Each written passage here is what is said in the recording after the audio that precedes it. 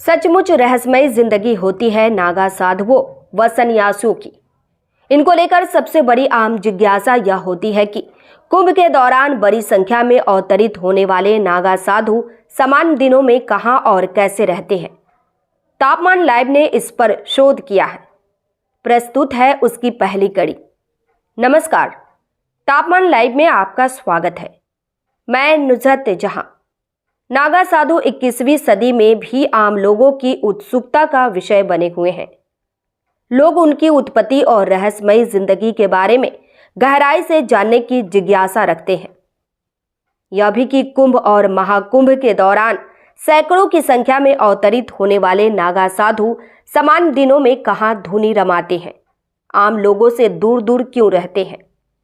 इस रहस्यमय गहराई में जाने से पहले यह जानते हैं कि नागा साधु है क्या, उनकी उत्पत्ति कैसे हुई, इतने रहस्यमय वे कैसे हो गए।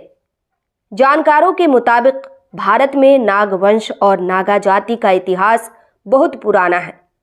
देश के पूर्वोत्तर में नागालैंड नाम का एक राज्य है।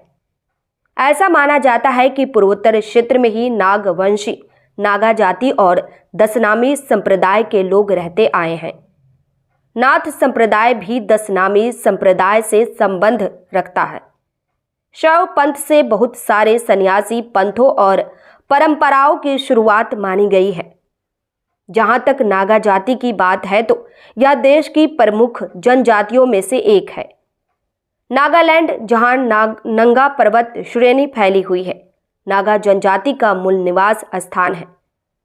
नागा शब्द की उत्पत्ति के बारे में कुछ विद्वानों का मानना है कि यह संस्कृत के नागा शब्द से निकला है, जिसका अर्थ पहाड़ होता है, और इस पर रहने वाले लोग पहाड़ी या नागा कहलाते हैं। कच्छारी भाषा में नागा से तात्पर्य एक युवा बहादुर लड़ाकू व्यक्ति से है। नागा का एक अर्थ नंगे रहने वाला भी है। पूर्वोत्तर भारत में नागा जाति के लोग हैं, पर वे साधु सन्यासी नहीं हैं। आमतौर पर दशनामी संप्रदाय के सन्यासियों को नागा साधु कहा जाता है।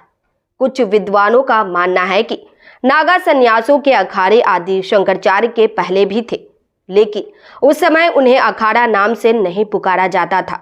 बेड़ा अर्थात साधुओं का जत्था कहा जाता था। पहले अखाड़ा शब्द का चलन नहीं था।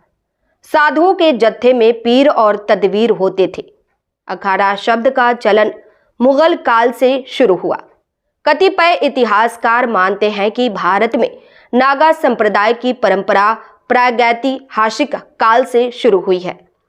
सिंधु घाटी में स्थित विख्यात मोहनजोदड़ो की खुदाई में पाई जाने वाली मुद्रा तथा उस पर पशुओं द्वारा पूजित एवं दिगंबर रूप से विराजमान पशुपति की प्रतिमा इस बात का प्रमाण है कि वैदिक साहित्य में भी ऐसे जटाधारी तपस्वियों का वर्णन है।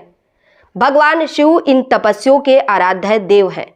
इस पर मत भिन्नता हो सकती है, पर इतिहास बताता है कि सिकंदर महान के साथ आए यूनानियों को अनेक दिगंबर साधुओं के दर्शन हुए थे। बुद्ध और महावीर भी उन साधुओं के दो प्रधान संघों के अधिनायक थे। जैन धर्म के दिगंबर साधु और हिंदू धर्म के नागा सन्यासी एक ही परंपरा से निकले हुए माने जाते हैं। इस प्रस्तुति में बस इतना ही।